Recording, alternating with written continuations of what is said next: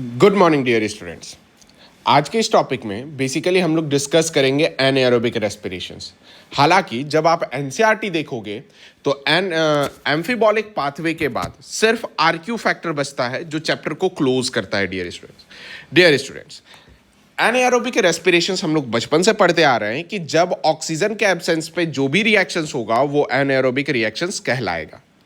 Dear students, अब एनाएरोबिक रेस्पिरेशंस अगर देखा जाए तो ये एक enzyme mediated energy liberating process है, मतलब कि इसमें कहीं ना कहीं एंजाइम रिलेटेड होता है। दूसरा, डियर स्टूडेंट्स, एनाएरोबिक रेस्पिरेशंस एक्चुअल में कैटाबॉलिक प्रोसेस है और जो कि इसका स्टेप वाइज इनकम्प्लीट ब्रेकडाउन होता है ऑर्गेनिक सबस्ट्रेट का without using O2 as an oxidant. Clear है? यानी बिना O2 का इस्तेमाल किए हुए जो इनकम्प्लीट ब्रेकडाउन होता है ऑर्गेनिक सबस्ट्रेट का, उस चीज़ को बेटा अपन क्या कहते हैं? एनाएरोबिक रेस्पिरेशन कहते हैं। हालांकि जब इसके प्रोडक्ट को देखोगे एनाएरोबिक रेस्पिरेशंस का, तो CO2, इथाइल अल्कोहल और लैक्टिक एसिड ही बनता है।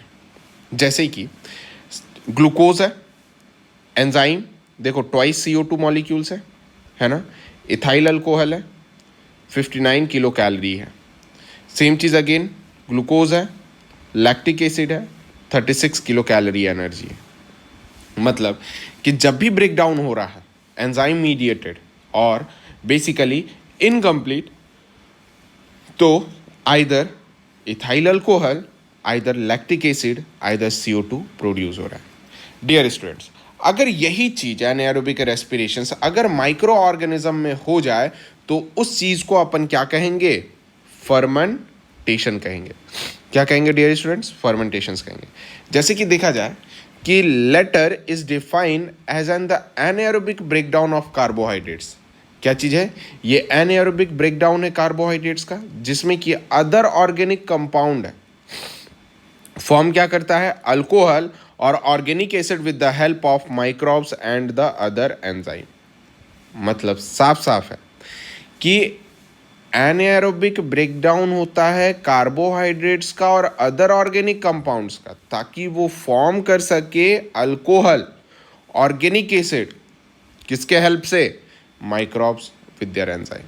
यही कारण है डियर स्टूडेंट्स, एनाएरोबिक रेस्पिरेशंस और फर्मेंटेशन से अपन वो बनाते हैं, वो है ना, जो अपन ग्लास में लेकर के खूब पीना पसंद करते हैं, है ना, जो हमें नॉर्मल मोड से एक्शन मोड में कन्वर्ट करता है। यस, वाइन कहते हैं उसे, है ना। नाउ डियर स्टूडेंट्स, अब क्या है कि मैकेनिज्म अगर देखा जाए एनाएरोबिक रेस्पिरेशंस का, एनाएरोबिक रेस्पिरेशंस का जो मैकेनिज्म है, जैसे कि ग्लाइकोलिसिस, मतलब कि ग्लाइकोलिसिस एक एंजाइमेटिक ब्रेकडाउन है ग्लूकोज का, जिसमें कि दो मॉलिक्यूल्स ऑफ पायरुवेट जो होता है वो सबसे ज़्यादा कॉमन होता है किस पे? एनाएरोबिक और एरोबिक मैकेनिज्म ऑफ रेस्पिरेशंस का। जबकि पायरुवेट जो होता है वो फॉर्म करता है anaerobically broken down into the various product depending upon, और ये डिपेंडिंग अपॉन द ऑर्गेनिज्म, यानी ऑर्गेनिज्म पे डिपेंड होने के बाद जो एनाएरोबिकली ब्रेकडाउन होता है वेरियस प्रोडक्ट, वो डिपेंड किस पे करता है? ऑर्गेनिज्म पे। जैसे देखा जाए टाइप ऑफ फर्मेंटेशंस, बहुत इंपॉर्टेंट है टाइप्स ऑफ फर्मेंटेशंस। प्लस मैं लास्ट में बताऊंगा, एक होमवर्क रहेगा कि आपको खुद प्रिपेयर करना है एरोबिक और एनाएरोबिक के बीच में डिफरेंशियल चार्ट। क्यों डियर स्टूडेंट्स? मैं ऑलरेडी बता चुका हूं यार, अब मैं बार बार एक ही चीज़ को खींचूंगा, वीडियो भी लंबा होगा, इंटरेस्ट भी नहीं आएगा, और ऐसे भी मैं होमवर्क बहुत कम दे रहा हूँ। लास्ट होमवर्क जो दिया था यार उसमें बहुत डिले हुआ था। आज ट्यूसडे को ये वीडियो पोस्ट हो रहा है, ट्यूसडे को पोस्ट होने के बाद बेटा आपको होमवर्क टुमारो सबमिट करना है, दैट इज वेडनेसडे को। ठीक है, चलो फर्मेंटेशंस में देखते हैं। सबसे पहला आता है alcoholic फर्मेंटेशंस।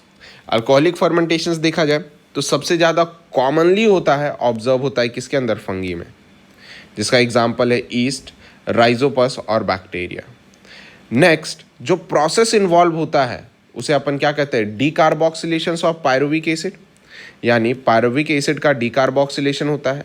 Presence of an enzyme pyruvate decarboxylase, यानी जो एंजाइम प्रेजेंट है pyruvate decarboxylase, plus coenzyme है थाइमीन पायरोफॉस्फेट, जिसे TPP कहते हैं, और magnesium ion as the cofactor. Dear students, ये जो प्रोड्यूस कर रहा है वो एसिटल एल्डिहाइड प्रोड्यूस कर रहा है विथ रिलीज ऑफ क्या, CO2। हालांकि आप जानते हो acetaldehyde is reduce to ethyl alcohol, मतलब कि जो एसिटल एल्डिहाइड है आगे चल करके इथाइल अल्कोहल में रिड्यूस होगा या फिर एथेनॉल में बाय अल्कोहलिक डिहाइड्रोजनेस। क्यों? क्योंकि ये एनाएरोबिक रेस्पिरेशन है। आ रही है बात समझ में? एनाएरोबिक रेस्पिरेशन से तो ये सब फॉर्म करेगा, लेकिन यहाँ पर जो H2 ऑब्टेन होगा इस पूरे साइकिल में, वो H2 ऑब्टेन होगा NADH से, जो कि प्रोड्यूस करेगा during oxidation of glycerol aldehyde 3 phosphate. मतलब कि यहाँ पे जो भी H2 ऑब्टेन हो रहा है वो कब होगा? ऑक्सीडेशन होगा ग्लिसरल एल्डिहाइड 3 फॉस्फेट का। सो किससे? 2,1,3 बाइफॉस्फोग्लिसरेट से। डियर स्टूडेंट्स, अब जरा देखा जाए पायरुवेट। पायरुवेट अगर देखी जाए तो पायरुवेट जो एंजाइम लगाता है, जिसे अपन क्या कहते हैं, पायरुवेट डीकार्बोक्सिलेज कहते हैं, जिसे TPP कहते हैं, या फिर मैग्नीशियम डाइवैलेंट आयन कहते हैं। ये आगे चल करके dear students acetaldehyde plus CO2 liberate करता है, क्योंकि ये सारे एनाएरोबिक रेस्पिरेशन है। वही एसिटल एल्डिहाइड और NADH का एंजाइम अल्कोहल डिहाइड्रोजिनेस फॉर्म करता है इथाइल अल्कोहल और NAD प्लस।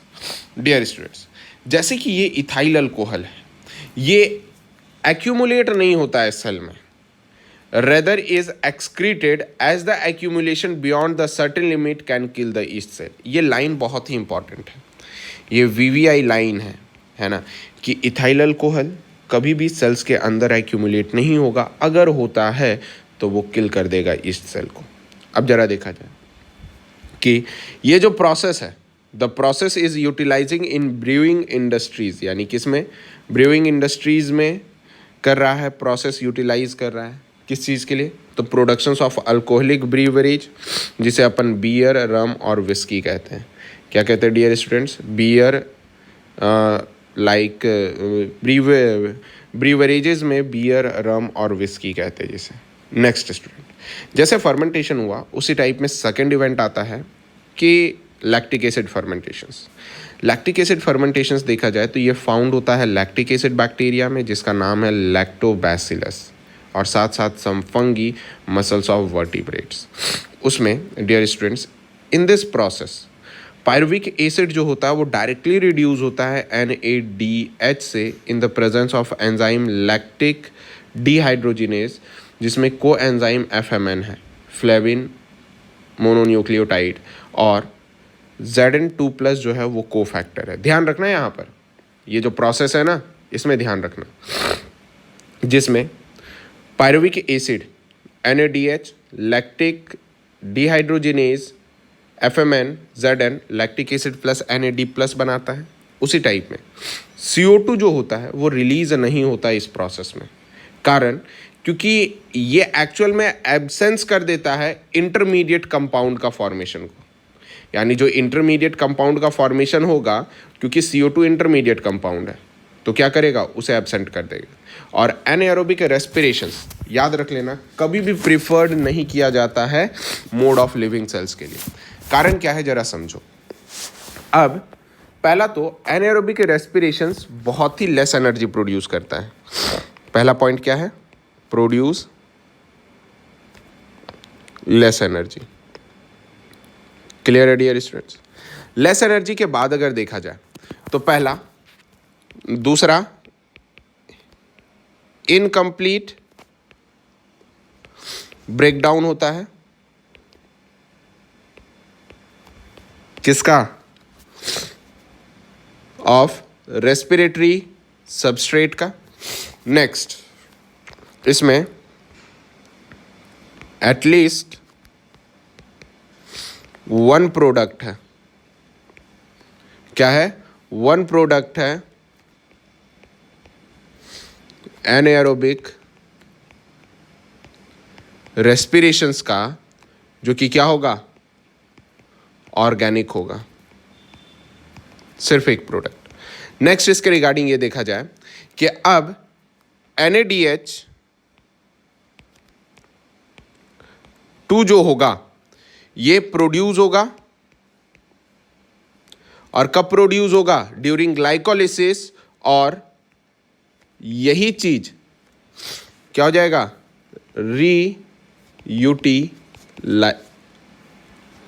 रीयूटिलाइज हो जाएगा। क्लियर है डियर स्टूडेंट्स?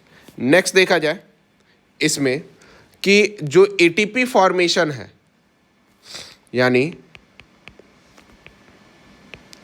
एटीपी फॉर्मेशन है वो अकर नहीं करता है।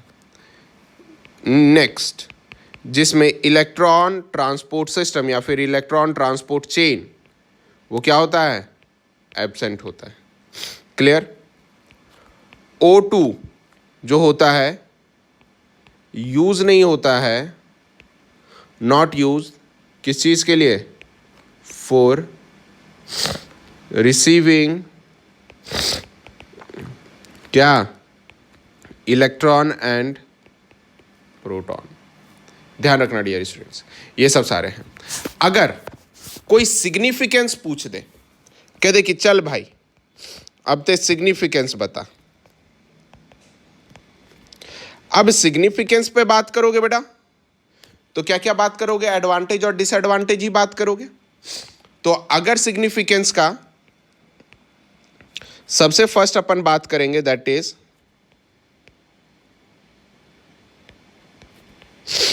एडवांटेज। तो एडवांटेज में डियर स्टूडेंट्स क्या क्या बात कर लोगे? पहला, कह सकते हो इंपॉर्टेंट स्टेज है। कब? व्हेन O2 एब्सेंट, पहला। दूसरा, कह सकते हैं इंपॉर्टेंट रोल है किसमें? ब्रूइंग इंडस्ट्रीज में। क्लियर? नेक्स्ट, जिसमें कि ब्रूइंग इंडस्ट्रीज में जो इस्तेमाल होता है उसका नाम होता है सैक्रोमाइसीस सर्विशिया जिसे कहते हैं। क्लियर है? जबकि बेकिंग में और विनेगर में, विनेगर जानते हो ना, और डायरी या डेयरी इंडस्ट्रीज में इस्तेमाल होता है, उसका नाम क्या है? सैक्रोमाइसीस लैक्टिस कहते हैं। क्या कहते हैं? सैक्रोमाइसीस लैक्टिस कहते हैं। थर्ड, क्या करता है? प्रोड्यूस करता है ऑफ इंडस्ट्रियल अल्कोहल। क्या प्रोड्यूस कर रहा है? Industrial alcohol and organic acid. ठीक है? वो भी किससे? By fermentation, by using some fungi. Fungi का नाम as per jealous. Spelling mistake हो गया है, आर छूट गया है, ध्यान दीजिएगा। नेक्स्ट, पेनीसिलियम। ठीक है? नेक्स्ट, रीजोफोरा, ना ना ना ना ना, रीजोपस। ठीक है? नेक्स्ट, अब एनाएरोबिक रेस्पिरेशन होगा तो इसी के वजह से यार थर्ड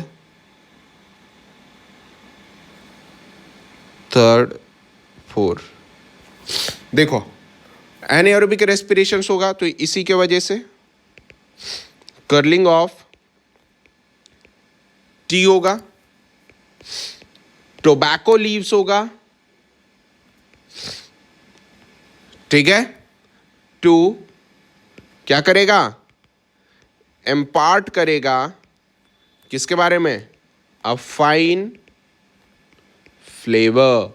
तब जाकर के वो एक अच्छा फ्लेवर मदद करेगा क्या चीज करने में? खाने में। नेक्स्ट, फिफ्थ वन पे देखा जाए तो ये क्या करेगा? सेपरेशन करेगा, separation of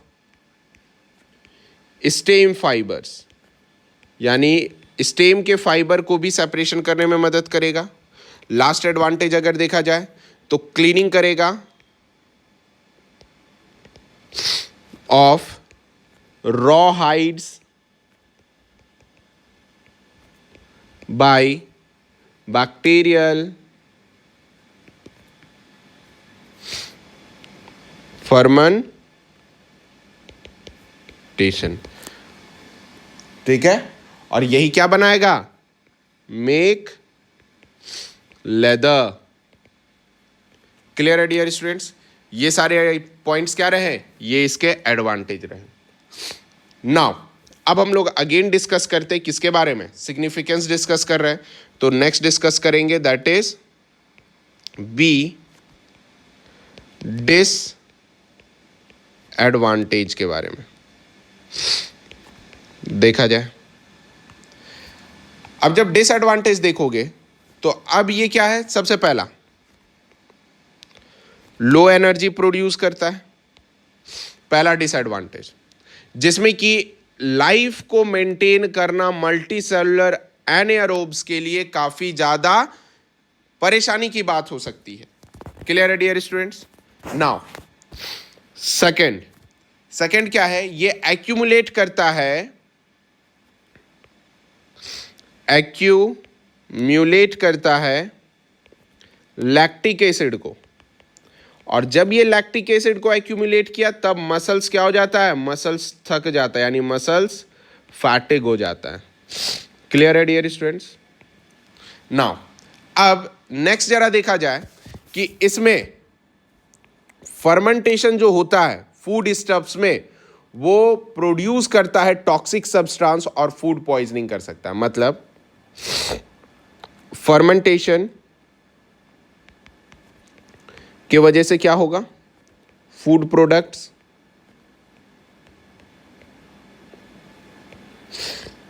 toxic substance generate करेगा। ठीक है, और यही टॉक्सिक सब्सटेंस क्या कहलाएगा, फूड पॉइजनिंग कहलाएगा। बोलो डियर स्टूडेंट्स, कोई दिक्कत नहीं ना। सो ये डिसएडवांटेज रहा। अब HW आपके लिए, HW में आपको डिफरेंस राइट करना है बिटवीन एरोबिक एंड एनाएरोबिक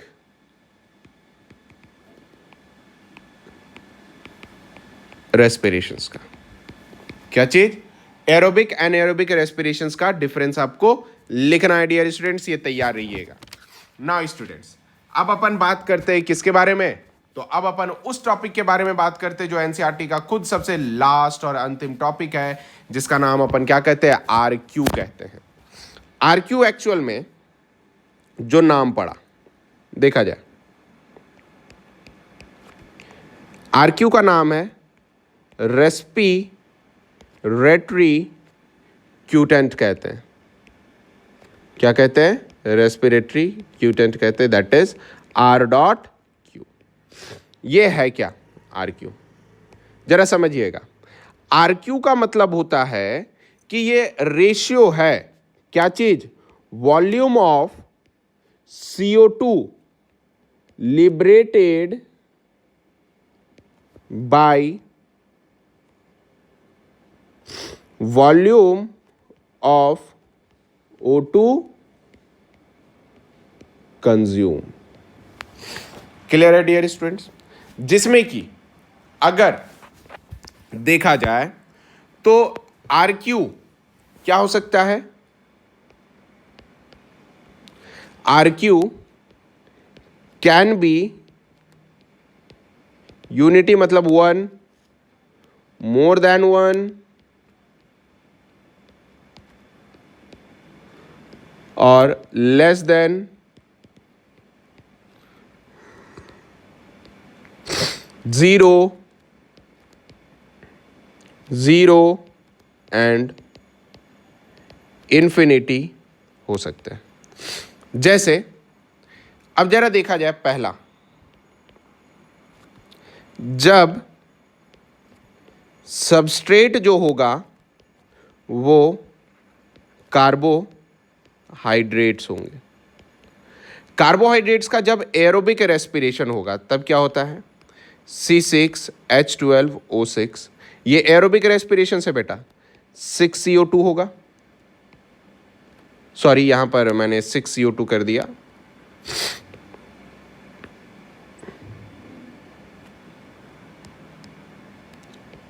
(6O2) होगा, प्रोड्यूस करेगा 6CO2, फिर क्या करेगा, ट्वाइस H2 मॉलिक्यूल्स देगा। डियर स्टूडेंट्स, अब देखो RQ क्या कहता था, RQ कह रहा था 6CO2 बाई 6O2। फॉर्मूला तो यही था ना कि कितना O2 कंज्यूम हुआ और कितना CO2 इवॉल्व हुआ। आंसर क्या आया, 1। यानी RQ का जो कार्बोहाइड्रेट्स का RQ जो होगा वो कितना होगा, 1 होगा। बोल हाँ या ना, क्लियर है। नेक्स्ट सेकंड में सबस्ट्रेट जो होगा वो क्या चीज लिया जाए, तो फैट्स, प्रोटीन और कॉमन फैट्स भी कह सकते हो, प्रोटीन, पेप्टॉन्स, कुछ भी कह सकते हो, है ना, ये भी। लेकिन जो भी रिएक्शन मैं लिख रहा हूं ये एरोबिक रेस्पिरेशन का है। और एरोबिक रेस्पिरेशंस कहाँ होगा इसमें, फैट्स और प्रोटीन का, ये होगा जर्मिनेशन ऑफ फैटी एसिड। ठीक है, फैटी एसिड सीड्स या फिर फैटी सीड्स कह लो, जिसमें देखो फॉर्मूला होता है C57H104O6।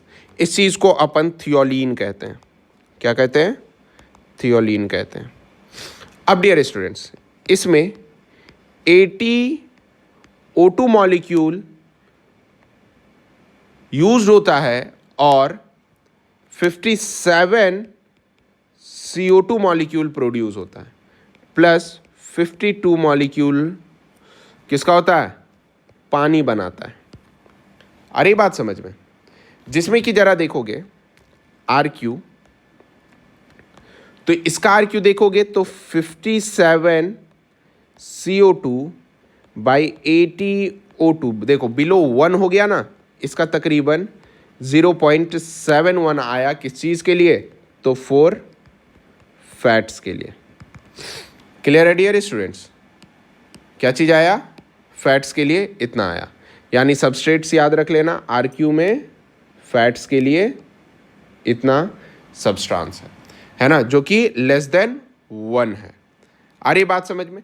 सो इसी जगह पर अगर देखा जाए तो RQ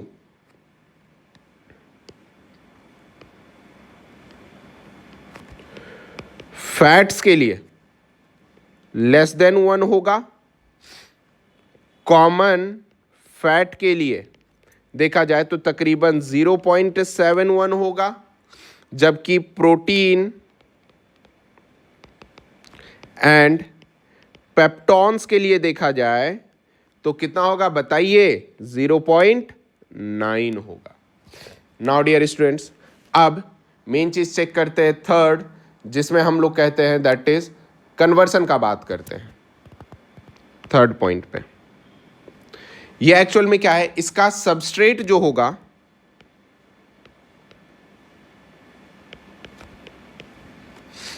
इसका सबस्ट्रेट अपन कंसिडर किसे करेंगे पता है, ये कन्वर्सन है। क्या चीज है, कन्वर्सन है, किसका, ऑफ कार्बोहाइड्रेट का, ठीक है, टू ऑर्गेनिक एसिड्स का। क्लियर है डियर स्टूडेंट्स। नाउ जब ये कन्वर्सन है तो इसमें क्या रहेगा, इसमें अब जरा देखा जाए कुछ एग्जाम्पल्स होंगे। जैसे कहा यह जाता है कि occur when oxygen is utilised but CO2 is not evolve, मतलब ये सब में O2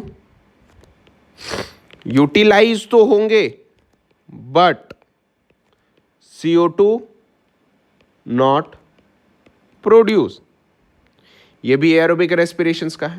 मतलब C6H12O6 है प्लस O2 है, फॉर्म क्या कर रहा है? C4H6O5 कौन एसिड है? मैलिक एसिड है ना डियर स्टूडेंट्स, प्लस H2O है। मॉलिक्यूल्स अगर देखा जाए तो ट्वाइस मॉलिक्यूल्स है, थ्राइस मॉलिक्यूल्स ऑफ O2 है, थ्राइस मॉलिक्यूल, थ्राइस मॉलिक्यूल। जब RQ देखा जाए तो RQ क्या कह रहा है? CO2 बाई O2 कह रहा है। 3 O2 नील बटा सन्नाटा CO2, कितना हो गया RQ? 0।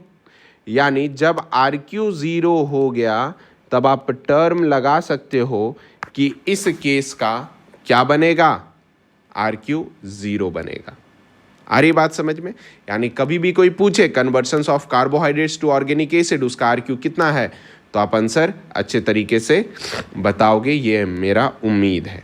नाउ डियर स्टूडेंट्स, बहुत बड़ी खुशखबरी आप सभी लोगों के लिए कि आपका रेस्पिरेशंस और क्लास 11 के सारे टॉपिक कंप्लीट हो चुके हैं। अब हम लोग स्टार्ट करेंगे क्लास 11 के टॉपिक पे, और क्लास 11 के टॉपिक पे मैं कोशिश करूंगा कि चैप्टर नंबर 1 और चैप्टर नंबर 2 को कंबाइन करके पढ़ाया जाए। और जब कल से आपका क्लास 12th स्टार्ट होगा, दैट इज फ्रॉम 29 जुलाई 2020, ये बहुत खुशी की बात है।